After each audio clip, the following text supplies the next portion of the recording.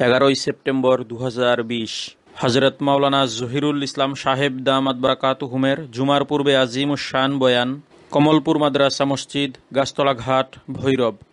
আলহামদুলিল্লাহ আলহামদুলিল্লাহি ওয়া কাফা ওয়া সালামুন আলা ইবাদিহিল্লাযীনা ইসতাফা, আম্মা বা'দ। ফাআউযু বিল্লাহি মিনাশ শাইতানির রাজীম। বিসমিল্লাহির রহমানির রহিম। ওয়াল্লাযীনা আমানু আশাদ্দু হুব্বান লিল্লাহ। সাদাকাল্লাহুল মাওলানাল আযীম। اللهم صل على سيدنا ومولانا محمد وعلى آل سيدنا ومولانا محمد وبارك وسلم. أستغفر الله ربي من كل ذنب وأتوب إليه. আল্লাহ পাক জাল্লা জালালুহু কোরআনে কারীমের মধ্যে মুমিনদের পরিচয় দিয়েছেন। মুমিনদের এক বিশেষ বৈশিষ্ট্য বর্ণনা করেছেন যে মুমিনরা কেমন হবে, ঈমানদারগণ মুসলমানগণ কেমন হবে, এটার এক নমুনা আল্লাহ পাক কোরআনে কারীমের মধ্যে এভাবে প্রকাশ করেছেন, ওয়াল্লাযীনা আমানু আশাদ্দু হুব্বান লিল্লাহ। আল্লাহ পাক বলেন, যারা আমার প্রতি ঈমান এনেছে, মুমিন হয়েছে, তারা তো আল্লাহ পাকের প্রেমে সর্বদাই মাতোয়ারা থাকবে। যারা মুমিন তারা আল্লাহ পাকের প্রেম ভালোবাসায় মাতোয়ারা থাকবে, নেশাগ্রস্ত থাকবে। দিন রাত 24 ঘন্টা তারা কেবলই আল্লাহ পাক নিয়ে, আল্লাহকে নিয়ে ব্যস্ত থাকবেন। আল্লাযীনা আমানু আশাদ্দু হুব্বান লিল্লাহ। যারা মুমিন ঈমান এনেছে তারা তো আল্লাহ পাকের প্রেমে এক পায়ে খাড়া। তো আমরা তো মাশাআল্লাহ মুমিন, তো ঠিক আছে, কিন্তু আল্লাহ পাকের সেই প্রেম ভালোবাসা আমাদের অন্তরে কোথায়? কেহ তো আল্লাহর প্রেমে সারা রাত তাহাজ্জুদে দাঁড়িয়ে থাকেন। কেউ তো আল্লাহ পাকের প্রেমে দিনভর রোজা রাখেন। কেউ আল্লাহ পাকের প্রেমে মাতোয়ারা হয়ে জিহাদের ময়দানে যুদ্ধ করতে করতে আল্লাহর সন্তুষ্টির তালাশে নিজের জীবনটা উৎসর্গ করে দেন। কেউ আল্লাহ পাকের প্রেমের তালাশে তাওয়াফে ব্যস্ত, কেউ রওজা শরীফ জিয়ারতে ব্যস্ত, কেউ জিকির আসকারে ব্যস্ত, কেউ তেলাওয়াতে ব্যস্ত। আমরা মুমিনের দাবিদার, মুসলমান দাবিদার, আমরা কি নিয়ে ব্যস্ত?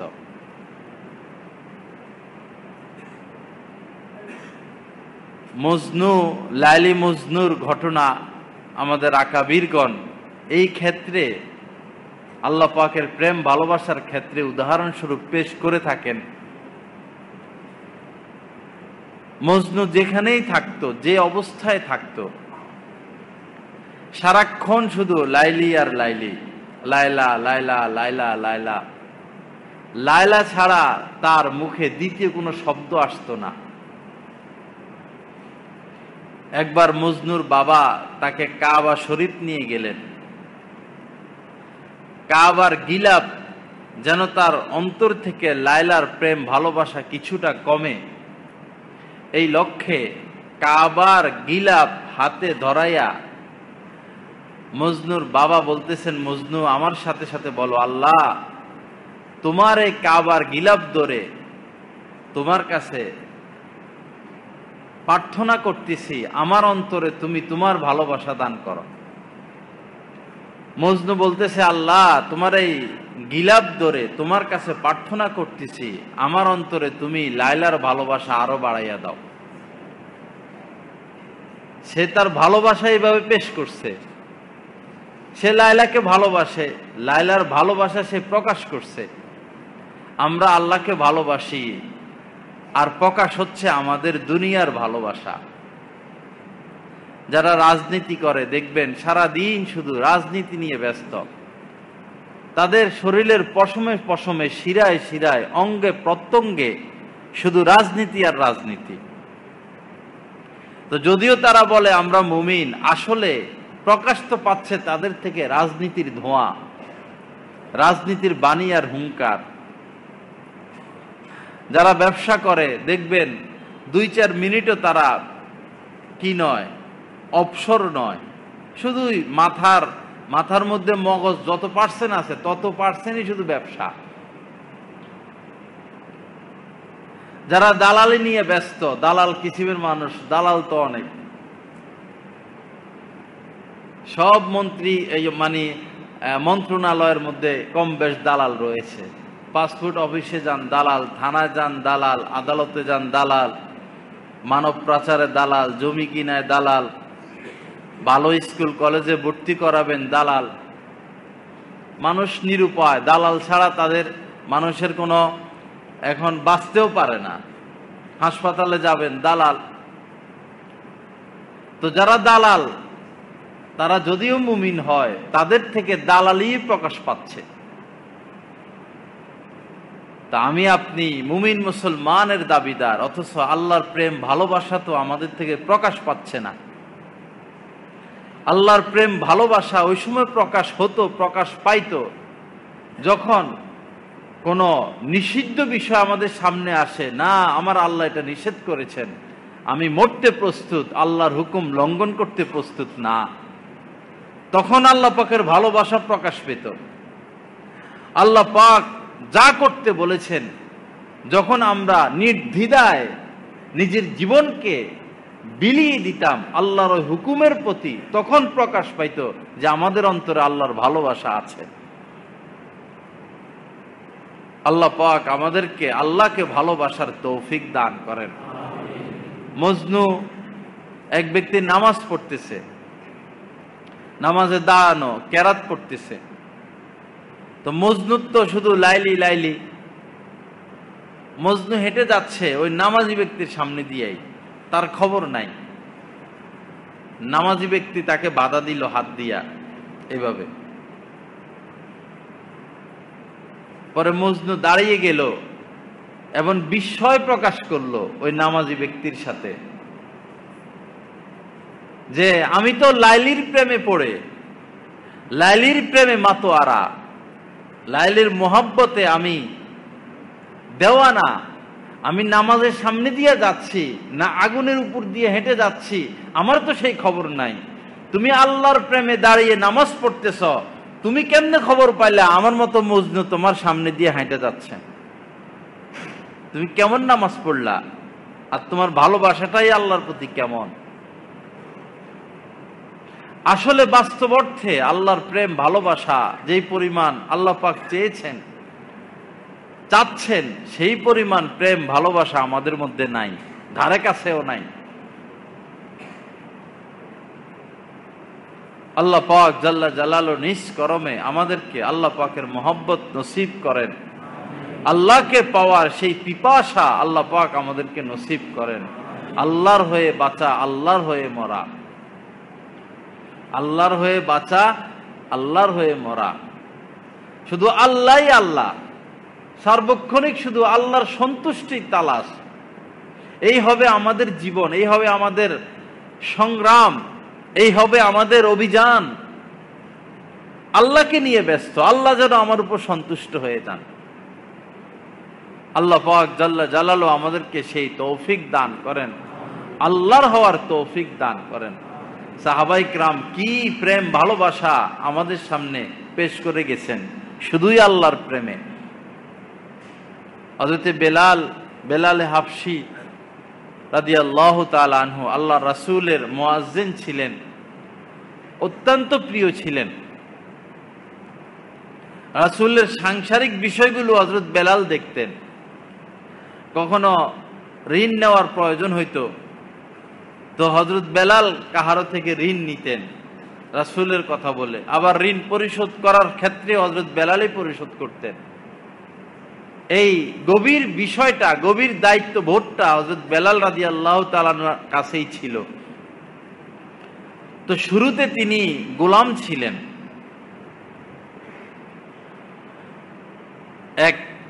এক কাফেরের গোলাম ছিলেন। যখন হযরত বেলাল রাদিয়াল্লাহু তাআলা আনহু ঈমান আনয়ন করলেন, কাফেররা তাকে নির্মম নির্যাতন শুরু করলো, নির্মম নির্যাতন। মারতে মারতে মারতে মারতে তারা পালা পরিবর্তন করত, কত মারা যায়। আবু জেহেল মারতে মারতে মারতে মারতে ডাইন হাতে মারত, ডাইন হাতে মারার আর শক্তি নাই, বাম হাতে মারা শুরু করত, বাম হাতে আর মারার শক্তি নাই, ডান পায়ে মারত, ডান পায়ে মারতে মারতে পরে বাম পায়ে আঘাত শুরু করত।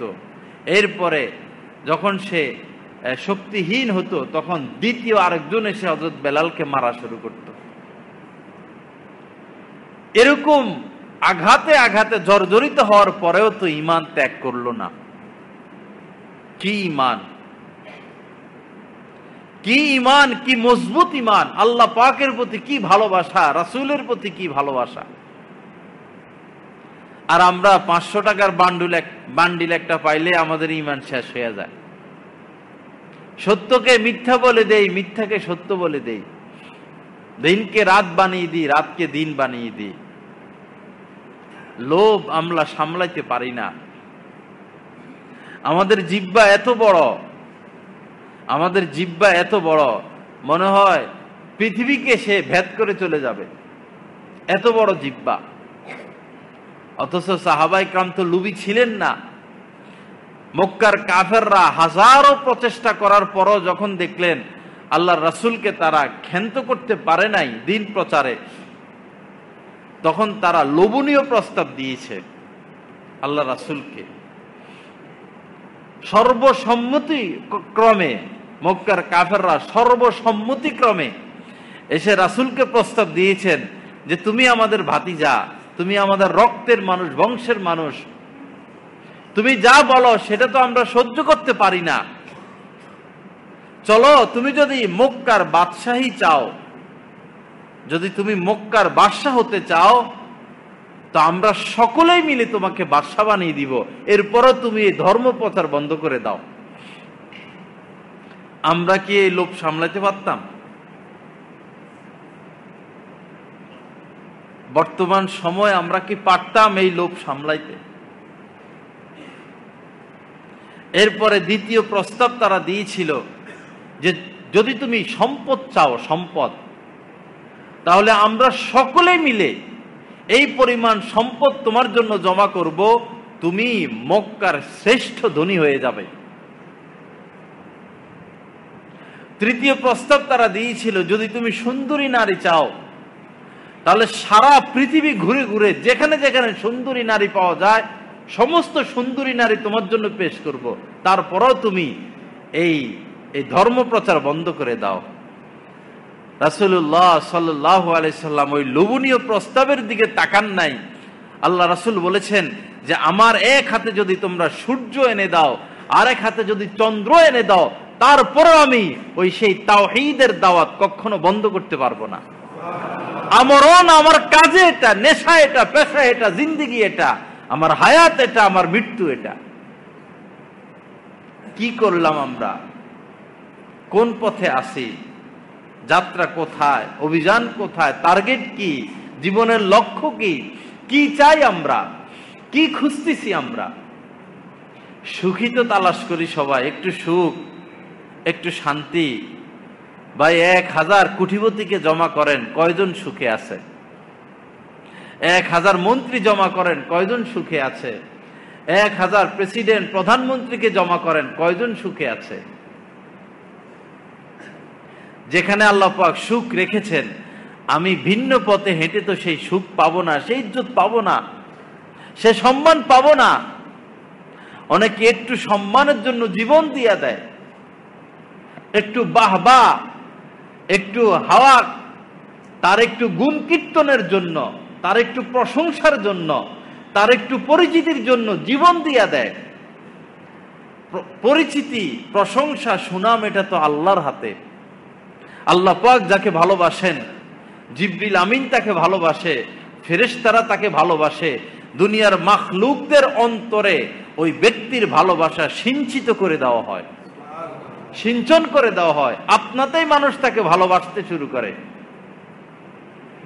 আর আল্লাহ যাকে অপছন্দ করেন তার কৃতকর্মের কারণে, তার অপকর্ম, তার পাপের কারণে জিবরিল আমিনও তাকে ঘৃণা করে, ফেরেশতারাও তাকে ঘৃণা করে।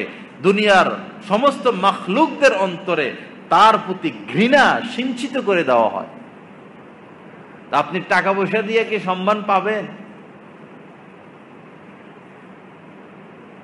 আল্লাহ পাক জাল্লা জালালু আমাদেরকে আল্লাহর হওয়ার তৌফিক দান করেন। তো ওই লোভনীয় প্রস্তাব তো আল্লাহ রাসূল গ্রহণ করেন নাই। কি কোরবানি আল্লাহ রাসূল পেশ করেছেন, কি কোরবানি সাহাবায়ে কেরাম পেশ করেছেন। গোপনে গোপনে সাহাবাদের কাছে তারা আসতো, কি লাগবে বলো, এই দিমু, যা চাও তাই দিমু, তুমি নবীর বিরুদ্ধে চলে আসো, ইসলামের বিরুদ্ধে চলে আসো। কই, তারা তো বিরুদ্ধে গেলেন না, বরং 3 বছর পর্যন্ত, প্রায় 3 বছর পর্যন্ত আল্লাহ রাসূল এবং রাসূলের যারা বংশধর মুসলমানদের মধ্যে অধিকাংশই শেয়াবে আবি তালেব, একটা পাহাড়ের চূড়া, পাহাড়ের ঢাল, উপত্যকায় এই 3 বছর নবীর বংশধরগণ কি ছিলেন? গৃহবন্দী ছিলেন। পানি পর্যন্ত পুষতে দিত না কাফেররা, পানি পর্যন্ত পুষতে দিত না। রাতের গভীরে অনেক গোপনে হযরতে খাদিজাতুল কুবরা রাদিয়াল্লাহু তাআলা কিছু খাদ্য পৌঁছাইতেন, অনেক গোপনে কিছু পানীয় পৌঁছাইতেন। এত নির্মম, এত কষ্টকর জিন্দেগি, এত কষ্ট তারা সহ্য করেছেন। কার ভালোবাসায়? আল্লাহর ভালোবাসা। আমরা 3 দিন পারবো একটা উপত্যকায় গিয়ে থাকতে? 3 দিনে তো পারা সম্ভব না। হযরতে ওসমান রাদিয়াল্লাহু তাআলা আনহু শহীদ হওয়ার আগে 40 দিন পর্যন্ত তাকে বন্দী করে রেখেছিল, গৃহবন্দী। মুসলমানরা গিয়েছিল হজ করতে, বেশিরভাগ মুসলমান চলে গেছেন হজে। ওই সময় মদিনায় মুসলমান খুব কম ছিল। এই সুযোগে মুসলমানদের দুশমনরা 40 দিন তাকে বন্দী করে রেখেছিল, পানি পর্যন্ত পুষতে দেয় নাই। যে কয়জন মুসলমান ছিলেন ওই সময়, তারা বারবারই বলেছিলেন যে আপনি আমাদেরকে অনুমতি দেন, আমরা যুদ্ধে লিপ্ত হই, আমরা প্রতিবাদ করি। কিন্তু সংখ্যা ছিল কম। আর আরেক সমস্যা ছিল, হযরতে ওসমান রাদিয়াল্লাহু তাআলা আনহু বলেছেন যে আমি চাই না আমার তলোয়ারের দ্বারা কোনো মুসলমানের রক্ত প্রবাহিত হোক। তো কষ্ট তো সহ্য করে গিয়েছেন। আজ আমরা দ্বীনের জন্য, ইসলামের জন্য কি কোরবানি পেশ করি? আমাদের নিজের জন্য আমাদের মেহনত কতটুকু, আর দ্বীন প্রতিষ্ঠার জন্য মেহনত কতটুকু? আমার নিজের স্বার্থে, ফ্যামিলির স্বার্থে আমার ব্যয়, আমার শ্রম কতটুকু, আর ইসলাম জিন্দা হওয়ার জন্য আমার ব্যয়, আমার শ্রম কতটুকু? সাহাবারা তো সব বিলিয়ে দিতেন, সবকিছু। হযরত ওমরকে বললেন, ওমর তুমি কি এনেছ? যুদ্ধের ময়দানের জন্য আল্লাহ রাসূল চাঁদা চেয়েছেন। আমরা যখন মসজিদ মাদ্রাসার জন্য চাই, অনেক ভাইরা কষ্ট পায়, অনেক ভাইরা কষ্ট পায়। কিয়ামতের ময়দানে ঠিকই মোবারকবাদ দিবেন। এখন হয়তো কষ্ট পান, কষ্ট লাগারই কথা। কিয়ামতের ময়দানে আপনারাই মোবারকবাদ দিবেন যে হুজুর যদি আরো বেশি বেশি বইলা নিতেন, তাহলে তো আজ আরো বেশি কামিয়াব হইতাম। কোন কোন ব্যাংকের অবস্থা এমন, আমি পড়েছি সম্পাদকীয় কলমে, পত্রিকায়, অনেক অনেক ব্যাংকের অবস্থা এমন, বিশেষ করে ইসলামী ব্যাংক, আরো এরকম কিছু ব্যাংক, মানুষ ওই যে অন্য নাম দিয়ে অ্যাকাউন্ট খোলে, নিজের নামে, সন্তানের নামে, স্ত্রীর নামে অ্যাকাউন্ট খুলে টাকা জমা হইতে হইতে, কালো টাকা না, টাকা জমা হইতে হইতে হইতে বেশি হয়ে গেলে তো আবার বিপদ, পরে অন্য নামে অ্যাকাউন্ট খুলে কেমনে যেন টাকা জমা রাখে আর কি। ওই টাকায় হাজার হাজার কোটি। এরকম ব্যক্তিরা ওই অজান্তে মারা যায়, হার্ট অ্যাটাক করে মরে গেল, বলে যেতে পারে নাই, হঠাৎ মারা গেল, আর যোগাযোগ করতে পারে নাই। এরকম মানে অপরিচিত নামে এত অ্যাকাউন্ট, এত টাকা, কিন্তু মালিককে খুঁজে পাওয়া যায় না। 50 বছর হয়ে গেছে যোগাযোগ নাই, 20 বছর 30 বছর হয়ে গেছে যোগাযোগ নাই, টাকা আর টাকা পড়ে রয়েছে, কালো টাকা।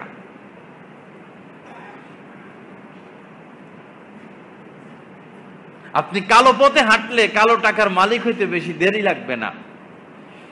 কালো পথে যদি কেউ হাঁটে, কালো টাকার মালিক হতে বেশি সময় লাগবে না, তবে আপনার জিন্দেগিটাও কালো হয়ে যাবে।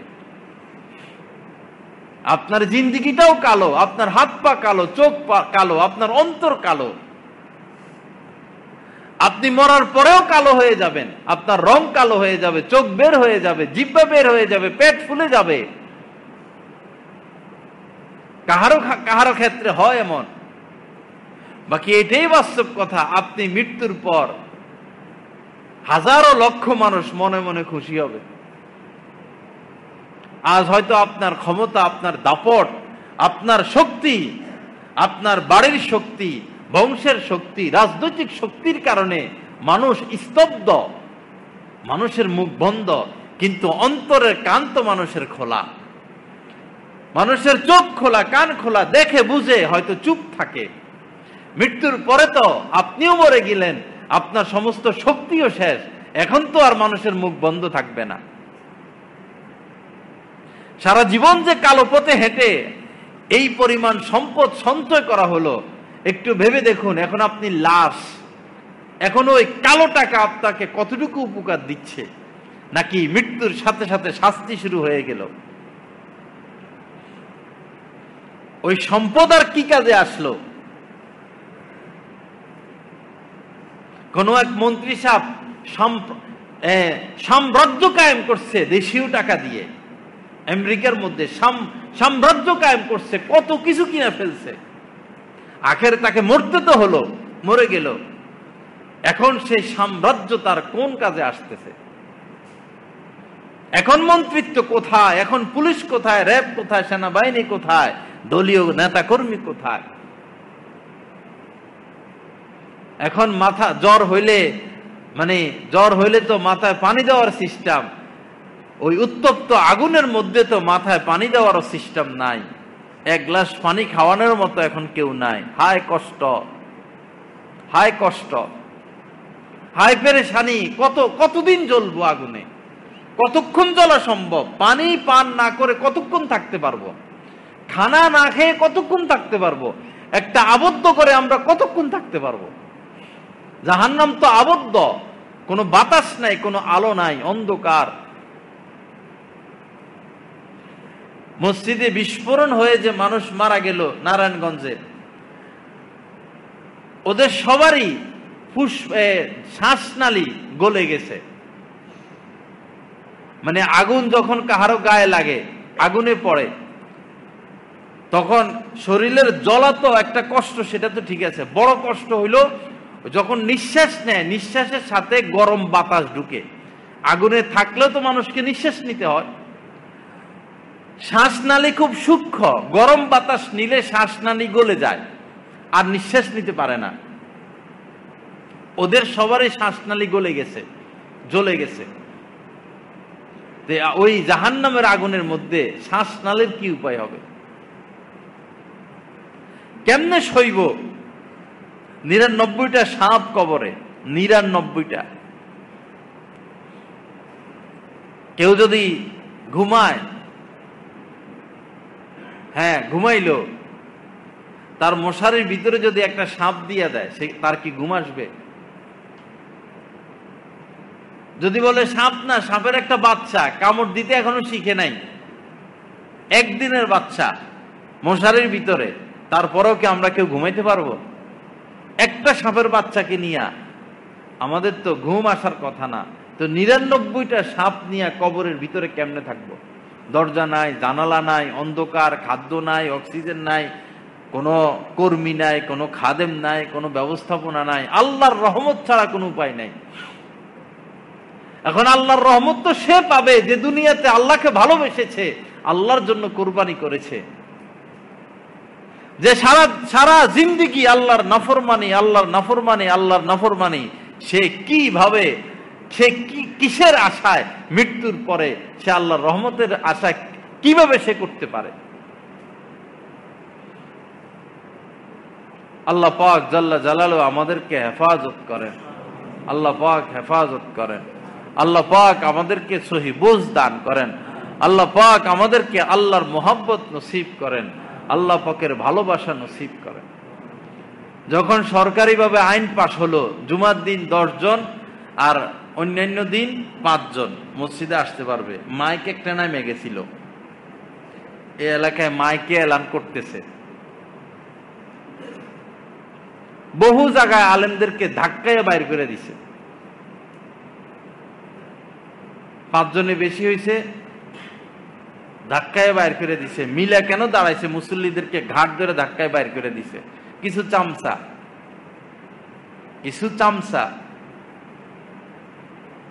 অথচ সরকারের তো শত শত আইন আছে, ওই আইনের প্রতি তো আপনাদেরকে এত শ্রদ্ধাশীল হতে দেখা গেল না। এই আইন পাশ হওয়ার সাথে সাথে কেন আপনাদের মাথা এত গরম হয়ে গেল? আইন তো লক্ষ লক্ষ আছে, সরকারের আইন তো মানতে হবে, মানি আমরা। ইসলামের সাথে সাংঘর্ষিক না হলে রাষ্ট্রীয় আইন মানতে হয়, এটা ইসলামী বিধান, মানবো আমরা, মানি। কিন্তু এই একটা আইনের ক্ষেত্রে কেন আপনাদের মাথা এত গরম হয়ে গেল?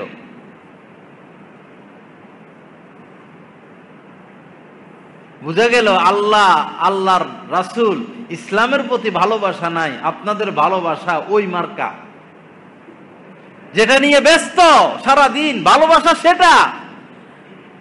মৃত্যুর পরে ওই জিনিস আর আপনাদেরকে কোনো ফায়দা পৌঁছাইতে পারবে না, ওই ভালোবাসা কোনো ফায়দা পৌঁছাইতে পারবে না। আল্লাহ পাক আমাদেরকে সহি বুঝ দান করেন, আল্লাহ পাককে ভালোবাসার তৌফিক দান করেন। মুতার যুদ্ধ ঐতিহাসিক ইসলামের এক যুদ্ধ, যেখানে রোম থেকে এসেছিল 2 লক্ষ সৈন্য, রোম থেকে, বর্তমান ইতালি। ইরান থেকে এসেছিল 1 লক্ষ সৈন্য, মোট কাফেরদের সৈন্য ছিল 3 লক্ষ, আর সাহাবায়ে কেরাম ছিলেন মাত্র 3000। 3 লক্ষের বিনিময়ে মাত্র 3000। যুদ্ধে যাওয়ার আগে আল্লাহ রাসূল 3 জন কমান্ডার, সেনা প্রধানের নাম ঘোষণা করেছেন। প্রথম বলেছেন, প্রথম সেনা প্রধান যিনি, তিনি হচ্ছেন জায়েদ। দ্বিতীয়, আল্লাহ রাসূল বলেন জায়েদের যদি ইন্তেকাল হয়ে যায়, জায়েদ যদি শহীদ হয়ে যায়, জাফর ইবনে আবি তালেব, আল্লাহ রাসূলের চাচাতো ভাই, সে সেনা প্রধান হবে, সে পতাকা ধরবে। জাফরও যদি শহীদ হয়ে যায়, তৃতীয় পর্যায়ে আব্দুল্লাহ ইবনে রাওয়াহা পতাকা ধরবে, সে সেনা প্রধান হবে। সেও যদি শহীদ হয়ে যায়, এরপর তোমরা পরামর্শ করে একজনকে সেনা প্রধান বানিয়ে নিবা। এক ইহুদি বলল যে তোমাদের নবীর এই বক্তব্যে স্পষ্ট, এই বক্তব্যের দ্বারা স্পষ্ট বোঝা গেল যে এই 3 জনই শহীদ হয়ে যাবে। কেননা পূর্ববর্তী নবীরা যখন এমন কথা বলতেন, আমরা এটাই জেনেছি, এটাই বুঝেছি, এরকম কথা বললে ওরা সবাই এরকম শহীদ হয়ে যায়। সমস্ত সাহাবাদের অন্তরে এটা জানা হয়ে গেছে, এই 3 জন যুদ্ধের ময়দানে শহীদ হয়ে যাবে। তাদেরও এটা জানা হয়ে গেছে, তারাও শহীদ হয়ে যাবে। হযরত জাফর, আল্লাহ রাসূলের চাচাতো ভাই, আবু তালেবের তো ইন্তেকাল আরো আগেই হয়েছে, ছোট ছোট বাচ্চা ছিল, নিশ্চিত শহীদ হয়ে যাবে, নিশ্চিত শহীদ। এই ছোট ছোট বাচ্চাদেরকে আদর করতেছেন আর চোখ দিয়া পানি বের হচ্ছে, আমি তো শহীদ হয়ে যাব। সবারই জানা হয়ে গেছে সে শহীদ হবে, স্ত্রীও জানে শহীদ হবে, স্বামীও জানে শহীদ হবে, জায়েদের আত্মীয় স্বজনও জানে শহীদ হবে, আব্দুল্লাহ ইবনে রওয়াহা তার আত্মীয় স্বজনও জানে যে শেষ বিদায় দিচ্ছি। তো শেষ বিদায় নিয়ে ছোট ছোট বাচ্চাদের থেকে, স্ত্রীদের থেকে, মাদের থেকে তারা বিদায় নিয়ে যাচ্ছেন। নিশ্চিত উভয় পক্ষ জানে আর দেখা হবে না। এই বিদায়টা কত কঠিন ছিল। এই যে চোখের পানি দিয়ে তারা বিদায় নিয়ে যাচ্ছেন, কার জন্য? কার প্রেমে, কার ভালোবাসার টানে। আজ সেই ভালোবাসা আমাদের কোথায়? হযরত জায়েদ যখন শহীদ হয়ে গেল, হযরত জায়েদ রাদিয়াল্লাহু তাআলা যখন শহীদ হয়ে গেল, হযরতে জাফর পতাকা নিবেন, ঝান্ডা নিবেন, 3 দিন পর্যন্ত খাওয়ার সুযোগ পান নাই। যুদ্ধে এত ব্যস্ত ছিলেন, 3 দিন পর্যন্ত খাওয়ার সুযোগ পান নাই। এক পাশে বসে একটু গোশত কাটছেন। যখনই তার কানে আওয়াজ গেল জায়েদ তো শহীদ হয়ে গেছে, ওই গোশতের টুকরা খাওয়ার আর সময় পান নাই। 3 দিন না খাওয়া অবস্থায় হযরত জাফর ইবনে আবু তালেব বললেন, আমি দুনিয়া দিয়ে কি করব? আমি দুনিয়া দিয়ে কি করব? আমি তো এখন আল্লাহর রাসূলের হুকুম বাস্তবায়ন করার জন্য নিজেকে শহীদ করে দিব। এই আনন্দে মাতোয়ারা হয়ে তিনি তলোয়ার আঁকড়িয়ে ধরলেন, যুদ্ধে লিপ্ত হয়ে গেলেন। সেনা প্রধান যদি আগে না থাকে যুদ্ধ তো চলবে না। কাফেরদের ভিড়ের ভিতরে ঢুকে এক হাতে তলোয়ার, আরেক হাতে পতাকা, যুদ্ধ চলতেছে। এক পর্যায়ে এক কাফের তার হাত কেটে দিলেন, ডান হাত কেটে গেল। তিনি বাম হাতে পতাকা উঠিয়ে ধরলেন, বাম হাতও তার কাটা পড়ল। 2 হাতের বাজু দিয়ে পতাকা উঠিয়ে রাখলেন। এরপরে মুখ দিয়ে কামড়িয়ে পতাকাকে তিনি, ঝান্ডাকে তিনি উড্ডীন করে রেখেছেন। কি নজির! ডান হাত নাই, বাম হাত নাই, ইসলামের পতাকা মাটিতে পড়বে। আমি সাহাবী, আমি নবীর সাহাবী, আমার শরীরের রক্তের শেষ বিন্দু থাকা পর্যন্ত ইসলামের ঝান্ডা মাটিতে পড়তে পারে না। কামড় দিয়ে ইসলামের ঝান্ডাকে তিনি উড্ডীন করে রেখেছেন। এরপরে কোনো এক কাফের এসে তাকে দ্বিখণ্ডিত করে ফেলে, আর অমনিতেই পতাকা এসে ধারণ করেন হযরতে আব্দুল্লাহ ইবনে রওয়াহা। এই ছিল সাহাবাদের জিন্দেগি। ইসলামের জন্য তারা এই করেছেন। আজ আমাদের কোরবানি কোথায়? আমরা কিসের পিছে আমরা জিন্দেগি অতিবাহিত করে ফেলতেছি? আল্লাহ পাক জাল্লা জালালুহু আমাদেরকে আল্লাহকে ভালোবাসার তৌফিক দান করেন। উখরিজাত লিন-নাস, কোরআনে কারীমের মধ্যে আল্লাহ পাক বলে দিয়েছেন, উখরিজাত লিন-নাস, হে মুমিনরা, হে মুসলমানরা, তোমাদেরকে পয়দা করা হয়েছে মানুষের কল্যাণে, মানুষের কল্যাণার্থে। আজীবন তোমাদের কাজ, তোমরা মানুষের কল্যাণে কাজ করে যাইবা। মরণ পর্যন্ত আমাদের কাজ এটা, চাকরি এটা, ডিউটি এটা, আল্লাহ রাসূলের পক্ষ থেকে আমাদের উপর জিম্মাদারি, আমাদের দায়িত্ব, আমরা শুধুই মানুষের কল্যাণে কাজ করব। সর্বব্যাপী কল্যাণ। কল্যাণ বলতে যে শুধু দাওয়াত দিব, শুধু এটা কল্যাণ না। কেউ না খাইয়া আছে, আপনি নামাজের দাওয়াত দিলে কি হবে? এখন কি সে নামাজ পড়বে? তার পেটে এখন খানা দিতে হবে। এখন কল্যাণ হচ্ছে তাকে খানা দেওয়া। কেউ অসুস্থ, রক্ত দিতে হবে। কেউ অসুস্থ, হাসপাতালে নিতে হবে। এখন হচ্ছে তাকে হাসপাতালে নেন, তাকে রক্ত দেন। কেউ বিপদগ্রস্ত, তার বিপদ থেকে তাকে উদ্ধার করেন। যে যেই বিপদে আছে, সে যেই হোক, মুসলমান হোক, খ্রিস্টান হোক, বৌদ্ধ হোক, ইহুদি হোক, নাস্তিকও যদি হয়, আমাদেরকে পয়দাই করা হয়েছে আমরা মানুষের কল্যাণে কাজ করব। সে যেই হোক, জনসাধারণ যত বিপদগ্রস্ত হোক না কেন, তাদের ওই বিপদের ধারে ধারে, বারে বারে, ঘরে ঘরে ব্যক্তি বিশেষ গিয়ে উপকার করা, নিজের সর্বোচ্চ বিলিয়ে দেওয়া, এটা আল্লাহর পক্ষ থেকে আমাদের ডিউটি। কোথায় সেই ডিউটি আমরা পালন করি? শুধু দাওয়াত দিলেই যে আয়াতের হুকুম পালন হয়ে যাবে না, এতটুকু না। উখরিজাত লিন-নাস, নাস বলতে সমস্ত নাস, শুধু মানুষ উদ্দেশ্য না। আল্লাহ পাক আমাদেরকে জনকল্যাণে কাজ করার তৌফিক দান করেন। আল্লাহ পাক আল্লাহর প্রেমে, আল্লাহর ভালোবাসায় নিজের জীবনকে উৎসর্গ করার তৌফিক দান করেন। হযরত ওমর ফারুক রাদিয়াল্লাহু তাআলা আনহু 10-12 বছর তিনি খলিফা ছিলেন। 10-12 বছরে দিনের বেলা ঘুমের তো সুযোগ ছিল না। আশ্চর্যের বিষয়, রাতের বেলাও তিনি ঘুমাতেন না। কিভাবে থাকতেন আল্লাহ পাক ভালো জানেন। না দিনে ঘুমাতেন না রাত্রে ঘুমাতেন। দিনে তো কর্মব্যস্ততা, রাত্র আসলে তিনি বলতেন, আমি যদি ঘুমিয়ে যাই এত বড় সাম্রাজ্য কে দেখবে, কে পরিচালনা করবে।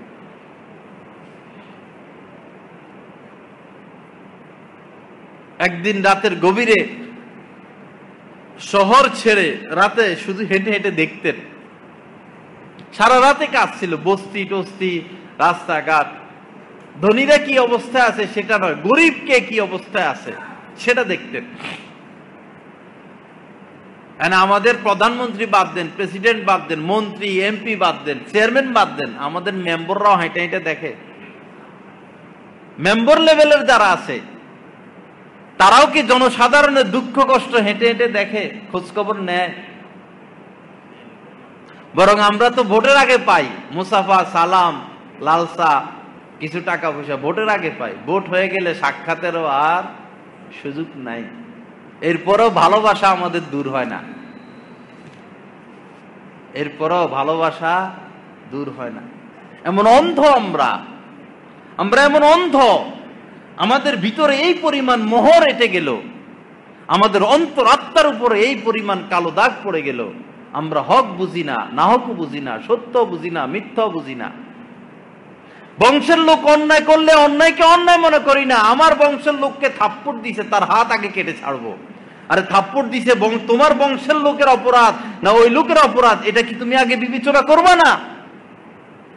আমার বাড়ির মানুষের গায়ে আঘাত তুললো, তার 14 গোষ্ঠীকে শেষ করে দিব, আগুন লাগাইয়া দিব, বাড়িয়ে বাড়িয়ে জ্বালাইয়া দিব। তুমি তো অমানুষ, তুমি তো পশু, তোমার থেকে পশু আরো উৎকৃষ্ট। তুমি তো আগে যাচাই করবা, খবর নিবা। ঠিক আছে, তোমার বাড়ির লোক, তোমার বংশের লোক, অপরাধটা কার আগে? অপরাধ কার? যদি আল্লাহর রাসূলের কলিজার টুকরা ফাতেমাও কোনো অপরাধে লিপ্ত হতো, তাহলে আল্লাহর রাসূল অবশ্যই ওই ফাতেমারই আগে বিচার করতেন। যদি তিনি কোনো চুরি জাতীয় নাউজুবিল্লাহ অপরাধে লিপ্ত হইতেন, আল্লাহর রাসূল হযরত ফাতেমার হাত কেটে সারা পৃথিবীতে দৃষ্টান্ত পেশ করে যাইতেন যে সে অপরাধ করেছে, এজন্য আমি তাকে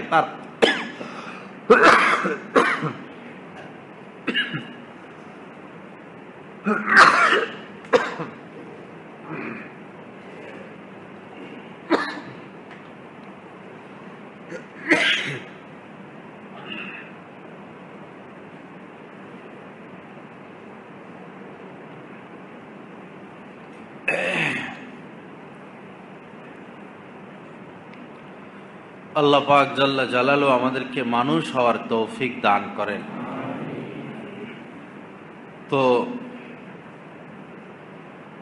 হযরত ওমর ফারুক রাদিয়াল্লাহু তাআলা আনহু রাতের গভীরে হেঁটে হেঁটে অসহায় মানুষদের অবস্থা দেখতেন, দিনের বেলায় সেই কষ্ট দূর করার চেষ্টা করতেন। তো মরুভূমিতে অনেক দূর, মরুভূমিতে আলো দেখা যাচ্ছে, একা, কোনো সৈন্য নাই, একা। ওমর ওমরই ছিল। মদিনা থেকে ইহুদিদের সাথে চুক্তি করার জন্য তিনি ফিলিস্তিন এসেছেন। হযরত ওমর একা, এত বড় বাদশাহ, এত দুশমন তার কদমে কদমে, একা। শুধু যিনি রাস্তা চিনেন ওরকম এক ব্যক্তি আর হযরত ওমর, দুইজন মদিনা থেকে রওনা হয়ে গেছেন ফিলিস্তিন পর্যন্ত, কত 100 কিলোমিটার। তাও কি আইন করলেন, যে লোক রাস্তা চিনত রাহাবার, তাকে বলল তুমি একাই উট টানবা, তুমি একাই উটের রশি বহন করবা, আর আমি উটের উপর বসে থাকবো, এটা তো আমার জন্য উচিত না। অতএব কিছুক্ষণ তুমি উটের রশি টানবা, আমি উটের উপর বসবো, আবার তুমি যখন টায়ার্ড হবা, তুমি উটের উপরে উঠবা আর আমি উটের রশি টানবো। সুবহানাল্লাহ। পৃথিবীতে কোন রাজা বাদশাহ এরকম নজির দেখাইতে পারছে? ওই লোক তো রাজি হয় না, হযরত আমার তো অভ্যাস আছে, আমার তো উটের রশি টেনে অভ্যাস আছে, আমি তো এই কাজে করি, আপনি তো বাদশাহ, এটা তো আপনার জন্য মানায় না। হযরত ওমর রাজি হলেন না। এইভাবেই পালাক্রমে কেউ একবার উটের উপরে, আরেকজন উটের নিচে, এইভাবে পালাক্রমে ফিলিস্তিনের কাছ পর্যন্ত আসলেন।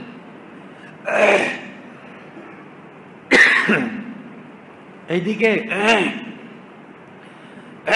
ইহুদিদের, এটা হাতে রাখতে পারো না, ওই মাথা নিয়ে রেখে দেয়।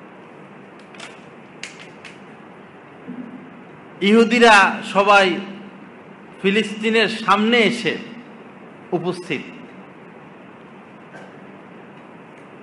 পরে যখন ওই সময় পালা পরিবর্তনে হযরত ওমর রশি টানতেছেন, আর ওই যে রাখাল সে উটের উপরে বসা। তো সবাই যায় তাকে ধন্যবাদ দিচ্ছেন, ওয়েলকাম দিচ্ছেন, মোবারকবাদ দিচ্ছেন। ভাষারও তো পরিবর্তন ছিল। পরে সে বুঝাইলো আমি ওমর না, ওমর হচ্ছেন উনি।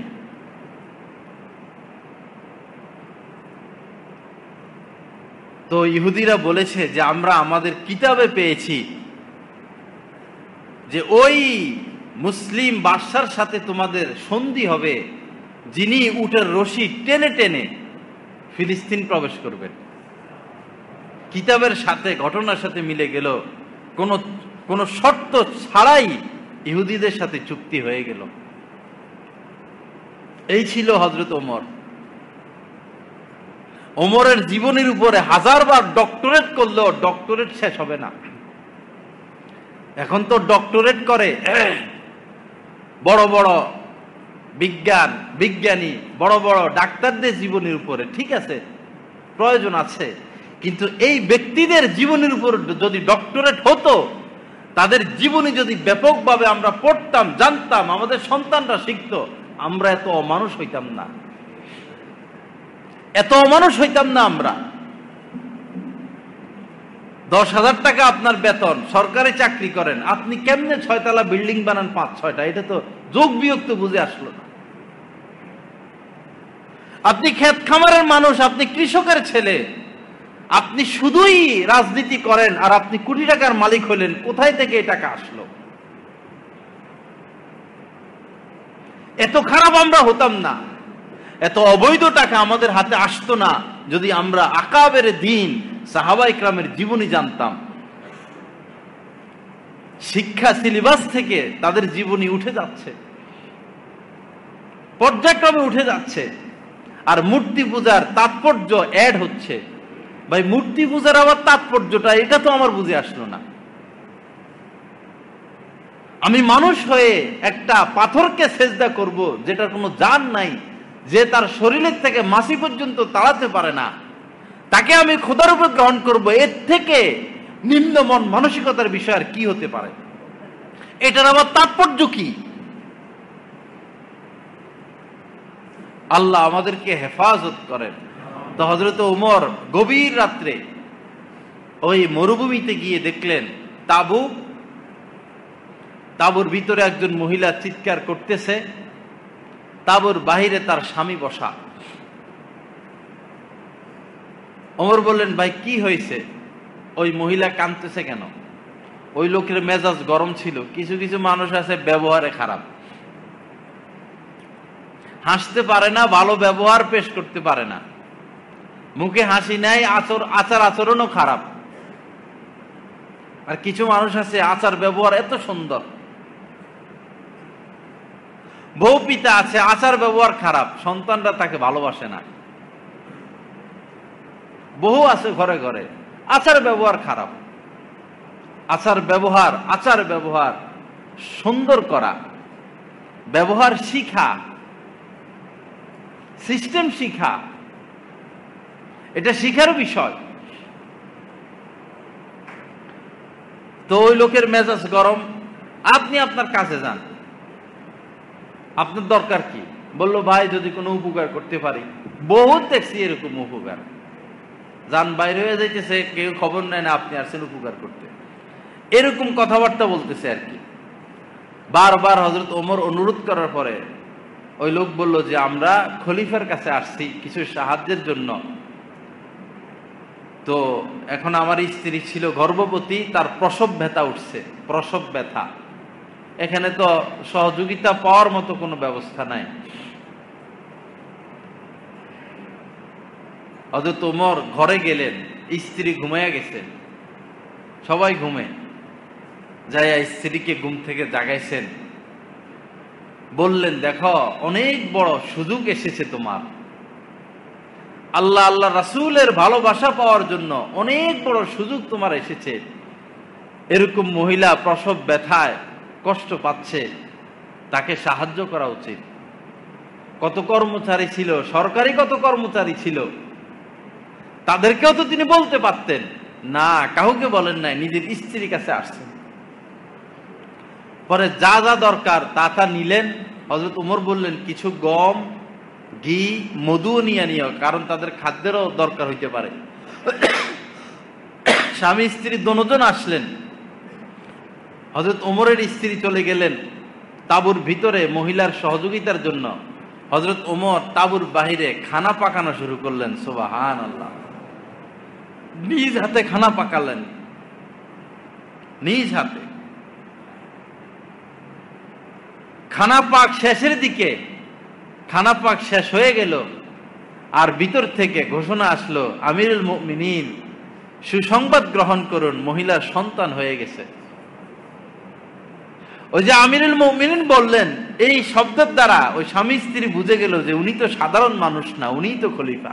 সুবহানাল্লাহ, সাথে সাথে পায়ে পড়ে গেল,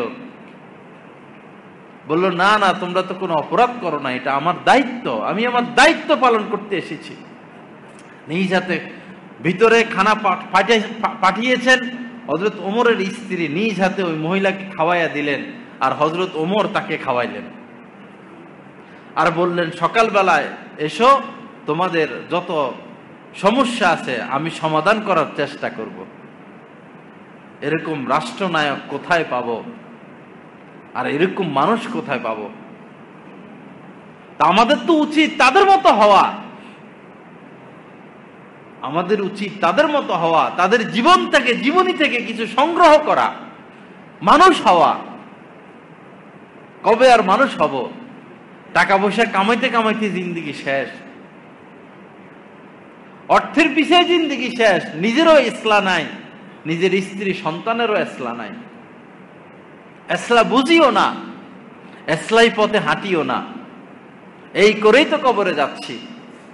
যে যেই কাজে ব্যস্ত থাকে তার মৃত্যু স্বাভাবিক ওই কাজের উপরেই এসে যায়, যে যেই কাজে ব্যস্ত। আল্লাহ পাক আমাদেরকে মরার আগে ভালো মানুষ হওয়ার তৌফিক দান করেন। নিজেদের ইসলাহ তাজকিয়া করে আল্লাহ পাকের মহব্বত অর্জন করে, আল্লাহ রাসূলের মহব্বত অর্জন করে দুনিয়া থেকে বিদায় নেওয়ার তৌফিক দান করেন।